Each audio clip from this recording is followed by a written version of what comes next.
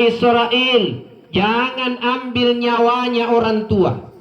Ya Israel, jangan ambil nyawanya orang yang sakit. Kata malaikat Israel, yang mana mi paling dicabut? Nah itu jiduaya kalau bukan orang tua, orang sakit. Nah tinggi puang Allah Ta'ala, aja mu capu nyawana to matuai, aja mu capu nyawana to malasai. Dengan payala nyawana pua, yang mana yang kita cabut nyawanya? Apa kata Allah? Yang sampai ajalnya, yang sudah sampai waktunya. Artinya apa? Tidak meninggal seseorang di permukaan bumi ini kecuali sudah sampai yang sudah ditentukan oleh Allah Subhanahu wa Ta'ala.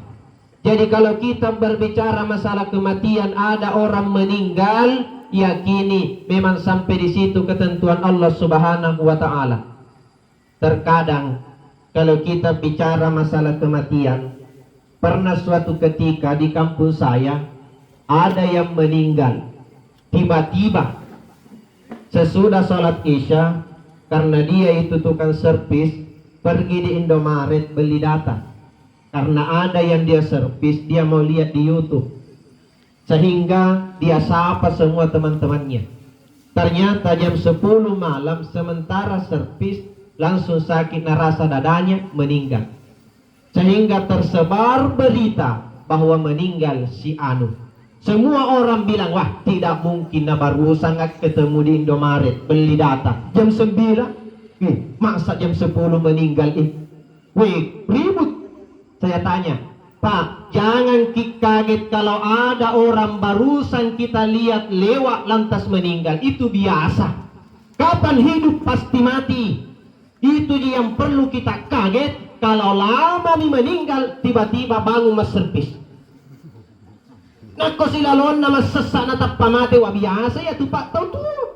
Kapan hidup pasti mati. Yang mina kemaitan ni matena nakapamoto mas sesak, ya tuh perlu kita selang tania sama Jadi kapan hidup lantas mati itu ketentuan Allah Subhanahu wa Ta'ala. Karena setiap yang bernyawa pasti akan merasakan yang namanya kematian.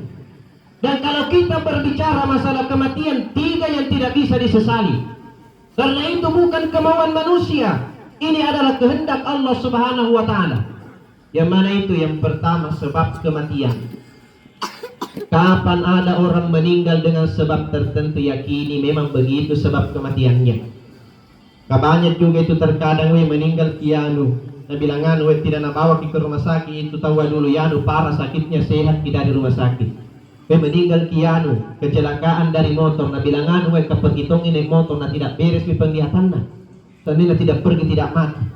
Padahal sebab kematian kalau sudah ditentukan oleh Allah Subhanahu wa Ta'ala, secerdas apapun seseorang menghindarinya, pasti sebab itu yang akan mengantarkannya dia menghadap kepada Allah Subhanahu wa Ta'ala. Mana buktinya? Pernah suatu ketika ada kecelakaan mobil. Ternyata meninggal satu keluarga. Meninggal suami, istri dan anak. Tadi juga di Mangkaca ada juga kecelakaan mobil truk. 2 orang meninggal, sopir dengan karnetnya. Bahkan itu katanya sopirnya terpisah kepalanya. Dia jadi lepang mita. Kecelakaan, satu keluarga meninggal. Ternyata ada tetangganya kaget, tetanggaku gara-gara mobil meninggal satu keluarga. Sehingga dia bernasar, Matandroy, dia bersumpah. Nah bilang, saya walaupun banyak uangku, saya tidak mau naik mobil, saya tidak mau beli mobil, karena saya tidak mau mati gara-gara mobil. Sehingga ini orang ada uangnya tapi tidak pernah naik mobil. Dia juga tidak mau beli mobil karena tidak mau mati gara-gara mobil. Tapi singkat kisah, selesai sholat subuh, dia pergi BAB di pinggir sawah. Karena itu dulu orang di pinggir sawah di WC-na. Sehingga apa yang terjadi ketika dia BAB di pinggir sawah, ada mobil terlewat. Ternyata terlepas bannya itu mobil. Nah itu pindah berhenti ban mobil. Nah tindis pi orang yang BAB di pinggir sawah. Ya toro bang motor itu Pancasilana. Pacenapura dikasih mak bisa na lulu itawi. Dia apa magtengangi jamban na lulu terpas pasi lulu lotai. Padahal dia tidak mau naik mobil, tidak mau memiliki mobil, karena dia tidak mau meninggal gara-gara mobil. Tapi takdir Allah sebab kematiannya mobil juga sebabnya dia meninggal. Beberapa tahun yang lalu pernah juga ada kejadian di Leko Cadi, Bungoro, yang meninggal itu di Biringkasih kerja. Tiap hari bolak-balik ke Biringkasih. Ternyata sebab kematiannya sedang menonton televisi di dalam rumahnya, tertimpa ban mobil truk. Sisena ini kaya supiri na bang motor sampai bang motona. Kadai ada bang mobilku jatuh kemarin tadi malam di sini Pak. Apa nak bilang orang di situ, jangan cari bang mobil tak karena ada nak bunuh tadi malam. Kaget sopir, bagaimana caranya naik di rumahnya orang. Itulah ketentuan Allah Subhanahu wa Ta'ala. Tiap hari beriringan mobil truk tapi tidak pernah tertindis ban mobil. Begitu dia di dalam rumahnya sedang menonton televisi, tiba-tiba terlepas ban mobil. Tidak tahu bagaimana caranya itu, terlempar naik baru jatuh turun. Itulah ketentuan Allah Subhanahu wa Ta'ala. Makanya itu kalau berbicara sebab kematian, meninggal dengan sebab tertentu, jangan banyak bicara. Begitu memang sebab kematiannya yang sudah ditakdirkan oleh Allah Subhanahu wa Ta'ala. Yang kedua, tempat kematian seseorang. Kapan ada meninggal di tempat tertentu, yakini memang di situ ditakdirkan oleh Allah meninggal. Karena biasa juga itu ada meninggal kianu, di mana meninggal di rumah sakit. Nah bilang wah kemarin itu pergi ke perisnya dodong mentomi. Nah bawa lagi ke rumah sakit, di rumah sakit ini meninggal. Seandainya tidak nabawa di rumah natonji kodong. Padahal tempat kematian, secerdas apapun kita menghindarinya, hakikatnya kita yang mendatangi tempat yang sudah ditakdirkan oleh Allah. Mana buktinya? Pada masa Nabi Sulaiman, pernah suatu ketika Nabi Sulaiman memberikan ceramah di hadapan para sahabatnya. Begitu Nabi Sulaiman ceramah, ada orang tua juga masuk duduk mendengarkan ceramah. Tapi ternyata orang tua ini hanya sebentar duduk baru pergi meninggalkan tempat itu. Begitu orang tua ini pergi, Nabi Sulaiman bertanya, siapa yang kenal itu tadi orang tua iya? Semua menjawab, tidak ada yang kenal. Apa kata Nabi Sulaiman? Ketahuilah para sahabatku, itulah tadi malakul maut. Dia berwujud seperti orang tua. Tiba-tiba ada pemuda yang kaget berdiri. Nabi bilang sesama. Kenapa ini? Nabi bilang itu tadi orang tua ya. Saya dinatatap naliati baru pergi. Jangan sampai saya mana cabut nyawaku. Jadi bahaya juga itu kalau ada yang suka lihat-lihat kita dikenal sempat malakul maut. Sehingga apa yang terjadi? Pemuda ini berkata kepada Nabi Sulaiman, ya Sulaiman, engkau adalah seorang nabi yang memiliki banyak mukjizat, bisa berbicara dengan binatang, bisa berbicara dengan jin, bisa memerintahkan angin. Maka perintahkan angin untuk menerbangkan saya ke tempat yang terjauh supaya tidak bisa karena dapat tadi itu orang tua ia. Diterima permintaannya, dia diterbangkan oleh angin. Begitu dia lihat, wih jauh sekali mak terbang. Tidak mungkin mak dapat tadi itu orang tua ia kadodong di jalan. Begitu turun, baru satu kali melangkahkan kakinya, ada tadi itu orang tua ia. Nabi bilang itu tidak kuselesaikan ceramahnya Nabi Sulaiman karena pergi mak di sini tunggu kok, karena di sini tempat kematianmu yang sudah ditentukan oleh Allah Subhanahu wa Ta'ala. Jadi tempat kematian sudah ditentukan oleh Allah, hakikatnya kita yang mendatangi tempat yang sudah ditentukan oleh Allah. Makanya kalau ada orang meninggal di tempat tertentu, yakini memang di situ ditakdirkan oleh Allah Subhanahu wa Ta'ala untuk dirinya menghadap kepadanya. Kemudian yang ketiga, tidak boleh disesali karena bukan kemauan kita tapi kehendak Allah, adalah waktu kematian. Kapan ada orang meninggal, yakinilah memang sampai di waktunya. Karena secerdas apapun seseorang, tidak ada yang bisa mengakali waktu kematian. Bahkan ada cerita, tapi ini hanya sekedar cerita, tapi memberikan pelajaran bahwa betul waktu kematian tidak bisa diakali. Kisahnya kurang lebih seperti ini. Ada orang yang sangat bersahabat dengan malakul maut, sehingga ketika malakul maut datang ke rumahnya, dia bertanya, saudara, apa tujuan tak datang? Mau menjalankan tugas atau mau silaturahmi? Nah bilang malakul maut, ai jamak itu tanya tujuanku saudara. Nah bilang kalau begitu paling duduk makin dulu, saya masuk buatkan kopi. Tapi ini cerita ji, karena sempat lagi ada yang video kah baru nafoto ceramahku, viral lagi ustaz aliran sesat karena masa malakul maut suka minum kopi.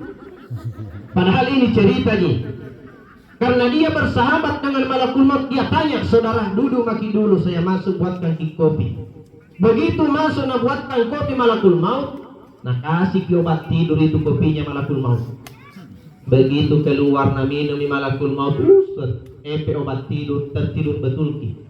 Begitu tertidur malakul maut, dia periksa catatan yang dibawa oleh malakul maut. Ternyata namanya urutan pertama.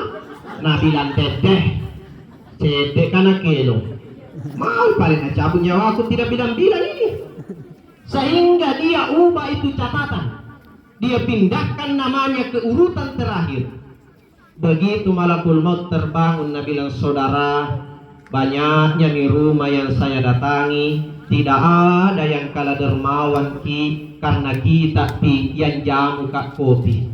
Itu nih sebabnya saudara, waktu ku tadi datang, orang yang nomor 1 namanya mau ku cabut, tapi gara-gara sudah kan dikasih minum kopi, ku ganti yang terakhir namanya yang mau ku cabut nyawanya. Apa nih? Nah kira Tommy itu nakali. Tapi kalau waktu sudah tiba, secerdas apapun seseorang, tidak ada yang bisa mengakali kematian. Di kulli ummatin ajal, fa idza jaa ajaluhum la yastakhiruna sa'atan wa la yastaqdimun. Setiap orang memiliki ajal, ketika ajal tiba, tidak bisa diundur, tidak bisa dimajukan walaupun sedikit pun. Cerita ini seperti lelucon tapi memberikan pelajaran bahwa seperti itulah kematian, tidak bisa diakali kalau sudah tiba waktunya. Makanya kalau ada orang yang meninggal dunia, yakinilah ketiga ini tidak boleh kita sesali karena semuanya ketentuan Allah Subhanahu wa ta'ala. Hadirin wal hadirat yang insyaallah dirahmati dan dimuliakan oleh Allah Subhanahu wa ta'ala. Ketika kita berbicara masalah kematian, kematian pasti akan datang. Namun ternyata di dalam Al-Quran dijelaskan oleh Allah bahwa ada 5 kepastian Allah, ada 5 ketentuan Allah pasti akan terjadi, tapi kedatangannya dirahasiakan. Salah satunya hari kiamat. Dunia pasti akan kiamat, tapi kapan dunia kiamat itu rahasia Allah Subhanahu wa ta'ala. Tidak ada yang tahu. Bahkan Nabi pernah ditanya oleh malaikat Jibril, "Ya Muhammad, kapan dunia akan kiamat?" Apa kata Nabi? Yang bertanya jauh lebih tahu daripada yang ditanya. Artinya Nabi tidak tahu kapan dunia kiamat. Karena kenapa? Datangnya hari kiamat Allah yang maha tahu. Itulah sebabnya tahun 2012 yang lalu ada paranormal ternama yang bernama Mama Loren. Dia meramal dunia akan kiamat tahun 2012. Ternyata sekarang sudah tahun 2025, dunia tidak kiamat, hanya Mama Loren yang mati. Kenapa? Datangnya hari kiamat Allah yang maha tahu. Apalagi kematian tidak ada yang tahu kecuali Allah Subhanahu wa ta'ala. Tapi ada biasa yang bertanya, Ustaz, kiamat rahasia, kematian rahasia, tapi dunia ini tidak akan kiamat kecuali ada tanda-tandanya turun. Kematian itu rahasia, tapi tidak meninggal seseorang kecuali ada tanda-tandanya turun. Dan ternyata ulama menjawab, kematian adalah rahasia Allah, tapi terkadang sebelum kematian itu datang, Allah menurunkan 2 tanda-tanda sebelum kematian datang. Yang pertama, ada tanda-tanda bukan orang yang mau meninggal merasakan, tapi orang yang melihat di sekelilingnya.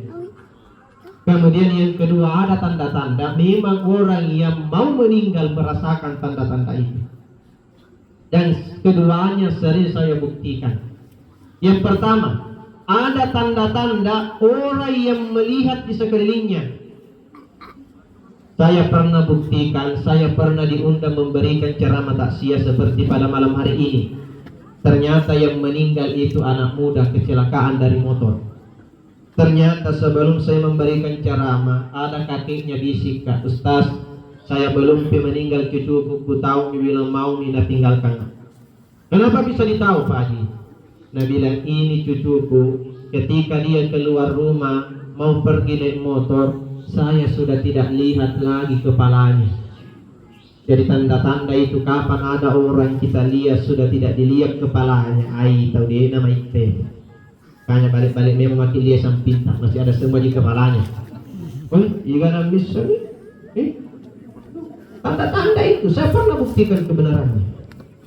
Pernah juga ada tanya, Kak, dia itu tukang tebang kayu pas sesong. Ketika dia mau pergi dia sapa tetangganya. Tapi tetangganya juga kaget karena sudah tidak melihat kepalanya. Nah itu mah bicara sesong, tapi dia naik ulun. Ternyata apa yang terjadi di tempat kerja dia kecelakaan, hanya jenazah yang full. Jadi tanda-tanda itu kapan ada yang kita lihat sudah tidak dilihat kepalanya, tidak lama lagi. Yang kedua, tanda-tanda yang dilihat bukan orang yang mau meninggal, tapi orang yang melihat. Ini juga pernah dibuktikan. Ada salah seorang ustaz yang seorang hafiz Quran. Pernah suatu ketika dia dikontrak imam tarwi di suatu masjid. Ketika selesai sholat duhur, dia mendaras bacaannya di teras rumah. Begitu dia sedang mendaras bacaan, ada dua orang yang lewat. Nah, sampai Pak Ustaz. Pak Ustaz mengaji ki. Nah bilang, iya saya daras bacaan yang mau dipakai salat tarwi sebentar. Begitu dua orang ini lewat, spontan Pak Ustaz mengatakan, salah satu di antara mereka tidak lama lagi diumumkan namanya di masjid. Sudah duhur ditegur, sudah asar ada pengumuman inna lillahi wa inna ilaihi raji'un, dan ternyata betul itu tadi yang lewat. Sehingga tuan rumah kaget, Pak Ustaz, apa yang kita lihat tadi? Kenapa ada bahasa tak sudah duhur bahwa salah satu di antara dua orang yang lewat tidak lama lagi diumumkan di masjid, dan ternyata terbukti saat ini. Apa kata Pak Ustaz? Tidak diperhatikan kata di waktunya lewat dua orang. Yang satu orang masih ada bayangannya, kamu Pak Juajona.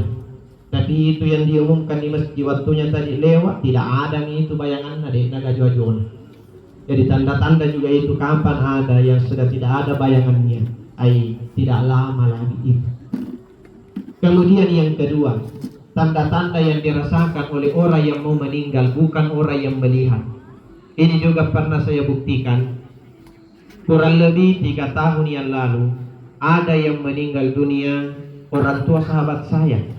Tidak pernah diprediksi bahwa orang tuanya akan meninggal, karena sore hari menjelang kematiannya besok pagi masih sempat anjak pohon mangganya. Katanya anaknya, bilang, "Nak, ada mi kuliah manggata sudah namakan kelelawar mengkal nih, bagus dikasih turun daripada habis kita makan kelelawar ngecapuri pandi." Nah bilang anaknya, "Tidak tahukah saya manjat Pak?" Nah bilang bapaknya, "Kalau begitu biar paling saya yang manjat, kita dipunguti di bawah." Begitu selesai panjang mangganya, ternyata seluruh badannya dikerumuni semut. Sedia alina katulung bere-bere. Selesai itu ternyata dia gosok seluruh badannya karena banyak semut. Begitu dia gosok badannya sudah tidak ada suara. Nah gosok di ale, aidekna nama garis. Kaget ini anaknya. Pernahkah dengar kapan kulit digosok-gosokkan sudah tidak ada suara? Dekna nama garis, tanda-tanda mati. Sempal bapakku elok nih mati. Ternyata besok pagi sementara mencuci motor, majakna seding. Yaitu narunas sabar. Sehingga anaknya menyampaikan kepada saya, "Betul itu Pak Ustaz. Kapan digosok-gosokkan kulit, nah sudah tidak bunyi." Tanda-tanda itu. Magi bu, mau dimupa. Pemula mana nih tanah parisa. Kau dia namanya permisi memang lisu. Itu tanda-tanda itu. Kemudian yang kedua, tanda-tanda yang dirasakan oleh orang yang mau meninggal. Ini pernah dibuktikan oleh Rasulullah. Ketika istri Rasulullah yang bernama Khadijah dalam keadaan sakratul maut, ternyata sekujur badannya berkeringat. Naturungi pusa Khadijah waktu namadang. Ketika dia berkeringat, ternyata diusap keringatnya oleh Rasulullah. Seketika itu Rasulullah periksa keringat istrinya, spontan Rasulullah menetes air matanya jatuh di pipi Khadijah.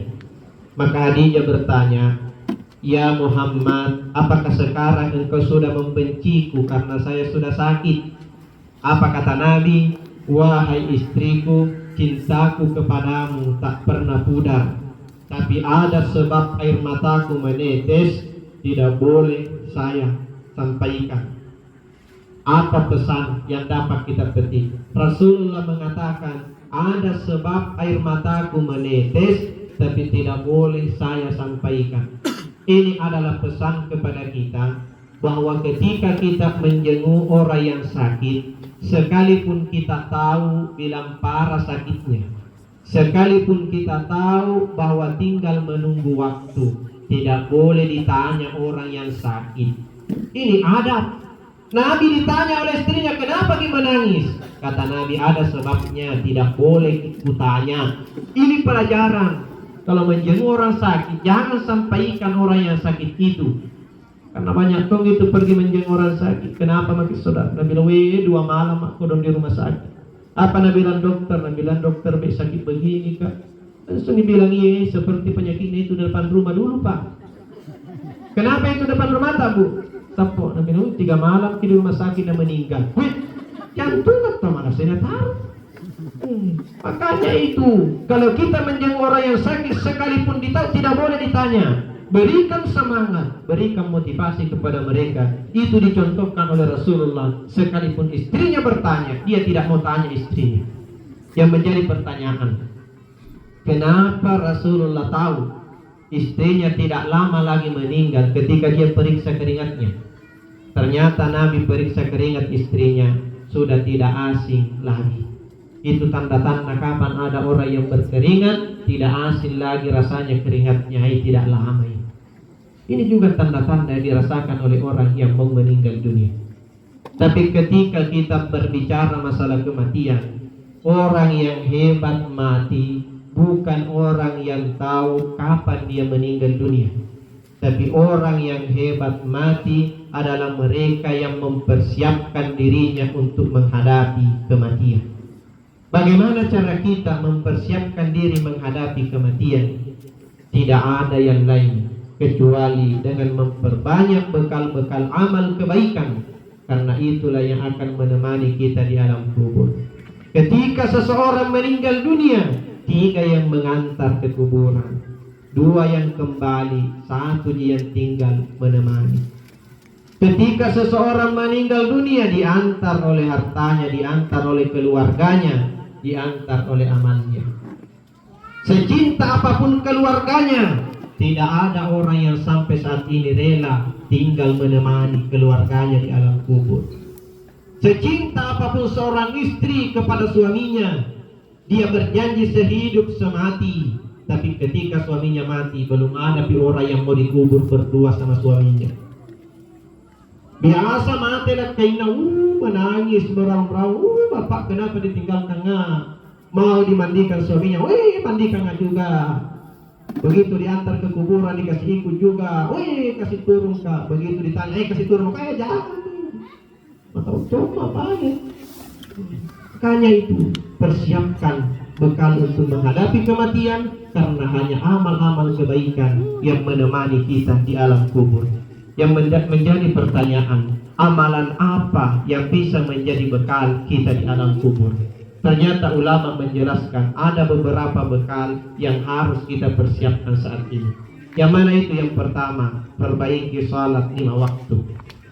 Karena kapan ada orang yang memelihara salat 5 waktunya, ketika dia meninggal dunia, salatnya yang akan memeliharanya.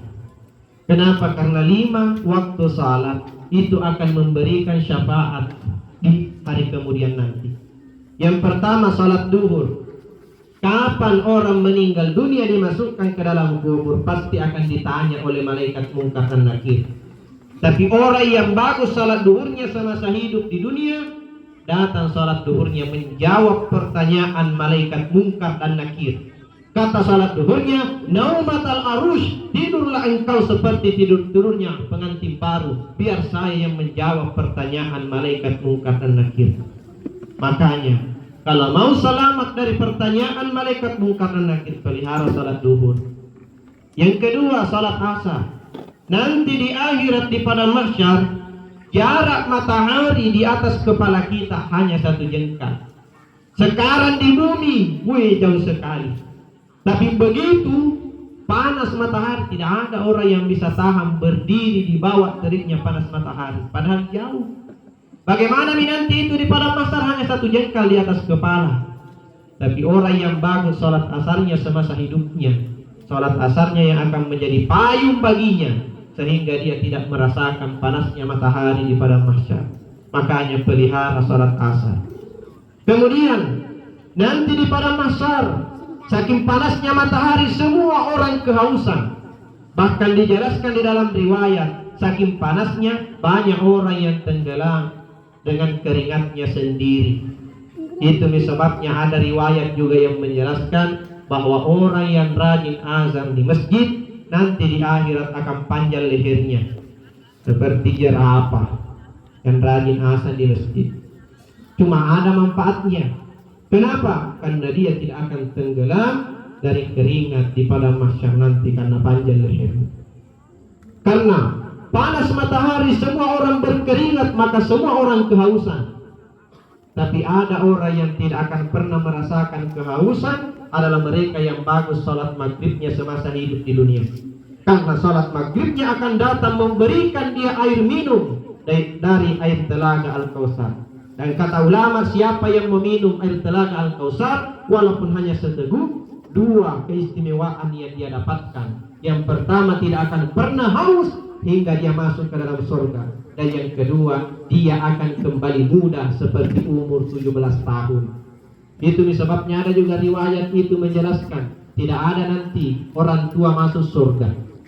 Dan kagak matu nenek-nenek tamat surga. Pernah ada nenek-nenek protes Nabi, batiku mas sempajang, masih dekat pada kagak nenek-nenek tamat surga. Kenapa? Karena semua nanti dikembalikan muda seperti usia 17 tahun. Jadi penghuni surga nanti kembali muda seperti 17 tahun. Kenapa dikembalikan muda Pak Ustaz? Kita masuk surga mau menikmati si surga. Kalau dikasih masuk ke surga model kakek-kakek, apa kok dinikmati di dalam surga? Ada makanan, tidak bisa makan, tidak ada giginya. Disiapkan bidadari, mauin apa? Istrinya saja semasa hidup di dunia, patumpu lengkap aja. Nah, persiapkan bidadari 70, mauin apa? Itu sebabnya dia dikembalikan muda seperti umur 17 tahun, supaya dia mampu menikmati fasilitas yang disiapkan oleh Allah di dalam surga. Begitupun sebaliknya, orang yang dimasukkan ke dalam neraka dikembalikan juga muda seperti umur 17 tahun, supaya dia juga kuat menerima siksaan di dalam neraka. Karena kalau dia masuk surga model umur 70 tahun, kurang kerjaan lagi malaikat di dalam. Dia nak kata di palu-palu malaikat ini. Langsung kilam mani natap panyunyu. Kalau tolak mana nih buku nih. Makanya itu dikembalikan juga usia muda supaya dia kuat menerima siksaan di dalam. Itulah sebabnya ada hadis Nabi yang mengatakan tidak ada orang tua yang masuk surga, masuk neraka. Karena kenapa? Dia akan dikembalikan muda seperti umur 17 tahun. Dan salah satu yang mendapatkan keistimewaan itu masuk surga adalah orang yang mendapatkan air telaga Al-Kautsar karena bagus salat maghrib. Kemudian yang keempat, salat isya. Nanti di akhir semua orang sibuk dengan urusan masing-masing, tapi ada orang yang tidak sibuk. Mereka yang bagus salat isyanya, karena salat isyanya yang akan menguruskan segala kesibukannya di hadapan Allah Subhanahu wa taala. Kemudian yang terakhir, salat subuh adalah kunci surga. Jadi kalau mau selamat, perbaiki salat, tak pada sempajangkan. Kemudian yang kedua, bekal yang disiapkan untuk menghadapi kematian adalah perbanyak sedekah. Karena di dalam Al-Quran dijelaskan, laula akhartani ila ajalin qarib fa'asadda. Kata Allah, semua nanti manusia ketika meninggal berandai-andai.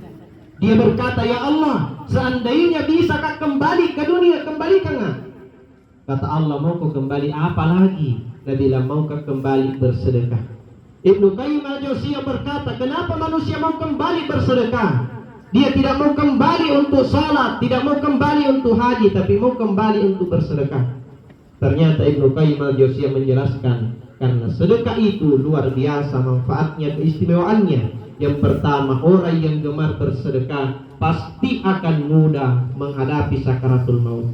Dan yang kedua, orang yang gemar bersedekah pasti terang kuburnya, karena lampu yang paling terang di alam kubur adalah sedekah. Dan yang ketiga, orang yang bagus sedekahnya semasa hidup di dunia, insya Allah pasti dijauhkan dari siksa kubur, karena sedekahnya akan melindunginya dari siksa kubur. Orang yang bagus sedekahnya ketika hidup di dunia, nanti di akhirat tidak akan banyak sulit pertanyaannya di hadapan Allah. Karena nanti di hadapan Allah pertanyaan yang paling sulit hanya pertanyaan tentang harta. Karena Allah bertanya, dari mana dan kemana engkau belanjakan. Tapi semasa hidup di dunia gemar bersedekah, insya Allah pertanyaan itu tidak akan sulit dia hadapi. Makanya itu, kalau mau terang kubur tak, mudah sakaratul maut tak, terbebas dari siksa kubur, perbanyak sedekah semasa hidup di dunia. Itu sebabnya orang tua adat dulu, kalau ada orang meninggal, pasti dia bersedekah untuk keluarga yang meninggal itu. Cuma biasa juga saya sampaikan, kalau bersedekah untuk orang yang meninggal, yang kita sedekahkan, kita yakini memang bisa dimanfaatkan orang yang kita beri, memang bisa bermanfaat bagi orang yang menerima sedekah itu. Karena banyak juga biasa itu bersedekah untuk orang meninggal. Meninggal ke suaminya, tanya ke anaknya, Nabi bilang, nak, sedekahkan itu pakaian bapakmu karena meninggal nih. Bertanya anaknya, yang mana bu? Nabi bilang, ada itu di lemari, celananya yang panjang sebelah satu kakinya, tidak pernah pakai dulu bapakmu semasa hidup. Bapakmu lagi dan kena pakai, nak pakai maring. Ada itu di situ, nak, baju kokonya di lemari, terlepas mi 3 kancinya, bolong mi ketiaknya, gara-gara setrika, daripada tinggal itu yang kau sedekahkan untuk bapakmu. Pilih alina lagi di nama cinta pakai, nak patelo nasi depan. Makanya itu, kalau bersedekah untuk orang yang meninggal, yakini memang bisa dimanfaatkan oleh orang lain, dan yakini memang baik untuk orang lain. Karena orang yang gemar bersedekah, insya Allah pasti terang kuburnya, jauh dari siksa kubur. Ada juga riwayat, ada kisah, ada orang kebetulan suaminya kikir, tapi istrinya dermawan. Karena biasa saya lihat begitu kejadian. Atau kesebaliknya. Sampai yang paling bahaya itu kalau dua-duanya diri sekali kena peletegi buat mesum. Biasa kan salah satunya, kalau bukan istrinya, suaminya. Biasa begitu. Tapi paling sulit kedua-duanya, Pak. Jadi sekena kena peletegi buat mesum. Ini kebetulan suaminya yang kikir, istrinya yang dermawan. Pernah suatu ketika, saking kikirnya ini suaminya, bu, kalau dia selesai makan, dia tidak mau berdiri dari meja makan. Dia periksa semua, berapa potong ikan yang kita makan malam ini, di mana lebihnya cobek-cobek kau simpan, berapa liter beras kau masak hari ini, dan berapa nasi yang kita makan bersama malam ini. Ibu-ibu di sini ada suami seperti itu? Tidak ada, Ji. Kalau ada, baca Yasin supaya cepat kita obat, jangan mati, jangan sakit. Saking kikirnya ini begitu. Selesai makan, dia tidak mau tinggalkan meja makan dan periksa semua sisa yang dia makan. Saking kikirnya. Begitu selesai makan, sudah salat Isya, pergi tidur. Begitu tidur, tengah malam ada anak tetangganya menangis. Bangun ini istrinya, ini kasihan anak tetangga menangis karena kelaparan. Dia pergi buka kulkas, ternyata ada 1 gogos di dalam. Dia sedekahkan ke sebelah tetangganya 1 biji gogos itu. 2 hari kemudian meninggal si suaminya yang kikir sekali. 2 malam di alam kubur, ternyata dia kasih mimpi istrinya. Dia tanya, wahai istriku, dia bilang, kenapa Pak? Masang ala de cemma, masamagi de cenna Pak, nasa pura kipe masjid kaso ugogoso, nasa magamimang Pak, nasang ala de ceng kaya tu gogoso de napanca dicobe-cobe kapalu-palun na malaikat mungkar dan nakir. Ternyata Satu gogos mampu melindungi dari siksa kubur, apalagi kalau banyak sedekah. Makanya itu gemar bersedekah.